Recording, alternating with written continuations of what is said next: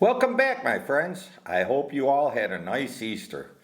What an Easter for me. Wonderful time with friends and family, and also found out I'm going to be a grandpapa. I previously made a video in Reloading Series number 2, Finding the Lands.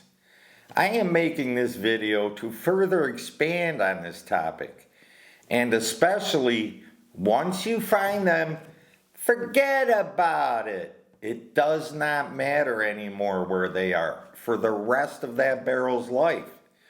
Some people don't get this and are still measuring and chasing their lands. I will show you why you are just wasting your time. Thank you, Eric Cortina, for that.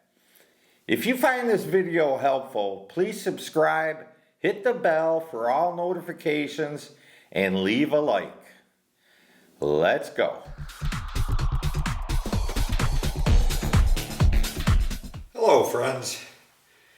I'm going to try to make this as easy as possible and understandable as possible, which it really is if you just use some good old plain logic. But there are so many people out there that they measure their lands and then they keep measuring them and keep measuring them. For the life of your barrel, you only need to know where your lands are once. And then forget about it. So in my crude drawing here, this line on top, on the bottom, and this line on top is your barrel. In the middle here is your bore. Now these diagonal lines here, in here, are way over exaggerated lands. Obviously they're not that steep, and this is your bullet. In my previous video, in the Reloading Series for New Brass, number 2, Finding the Lands, maybe you should watch that again, because it'll tell you how to find your lands. So what we're going with here are my numbers. So I found my lands, and my lands are 1.720. Once you find your lands, write that number down if you want to. I would do it. I always like to keep records of everything. So my lands are at 1.720. And you need to know this number so we can start performing our bullet seeding tests. You got to have something to go off of. So I think I started mine at 1.705. That's where I started my seeding tests. And then I went down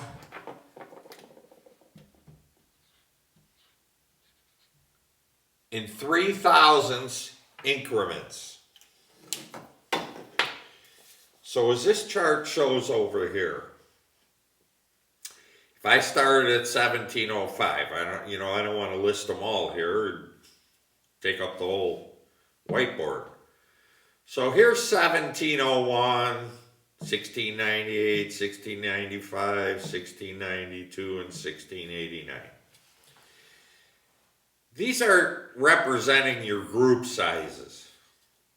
So this is like a big group. That's no good.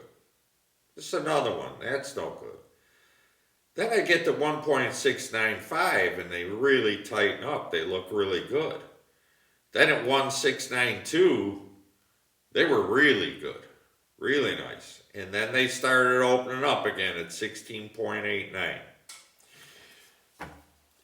So if you have in your tests, say you got an open, this is good, then another one open, and another one open, you definitely don't want to go with this one.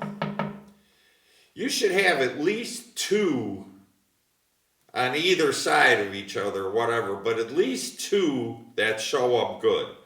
don't fall for the trick of picking this one because it won't work out for you. You got to have some leadway on either side if you follow what I'm saying. So I picked 1.692.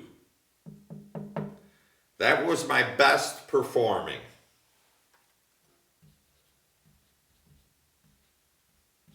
That says best if anybody can't read that. So that's my best one.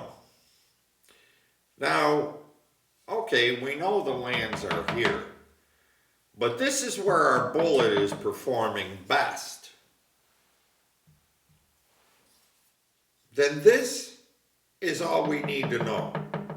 We do not need to know where the lands are anymore. Because if your rifle is performing good here, okay. But in the very rare instance, say your groups start opening up because of the fact that there is erosion on your lands. Okay, we all know that depending on your barrel, your bullet, your powder charge, all those things come into factor of how fast your lands are going to erode and move down, you know. Like maybe they'll go out here. No. Okay, so they're up here. So do we care where that is now? Do we have to get out and remeasure where those lands are? No, we do not have to do that. We don't care. All we need to do is take our 1.692 and let's say we just load a couple at 1.695, 1.698 and retest. We retest.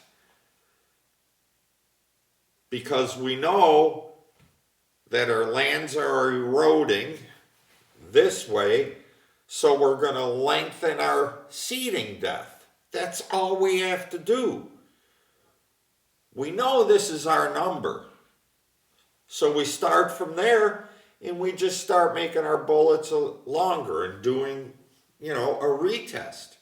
And we'll get back to where we need to be. We don't care where them lands are anymore. It's a total waste of time. Finding your lands all the time and chasing them and seeing where they are. It doesn't matter. I don't care, and you shouldn't care either. We just make adjustments in our seeding depth until we come back to where we were. That's all we really need to do. Find your lands once and then forget about it. We'll be fine from there. You only need to measure your lands once. Once you know where those are, any other adjustments you make from your best seeding depth. And it'll almost always be shooting up longer, making your bullets longer. And you'll come back to this.